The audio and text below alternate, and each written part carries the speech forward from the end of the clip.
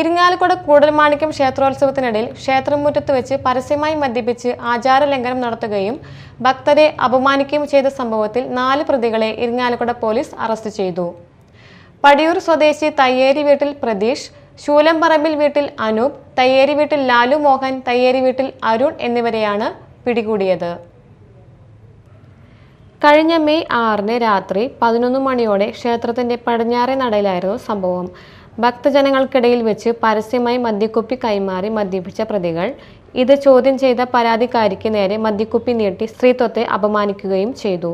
കലാപം ഉണ്ടാക്കുക എന്ന ഉദ്ദേശത്തോടെ മനഃപൂർവ്വം പ്രകോപനം സൃഷ്ടിക്കൽ, പൊതുസ്ഥലത്ത് മദ്യപിക്കൽ, സ്ത്രീത്വത്തെ അപമാനിക്കൽ എന്നീ കുറ്റവകുപ്പുകൾ ചേർത്താണ് പ്രതികൾക്കെതിരെ കേസെടുത്തിരിക്കുന്നത്.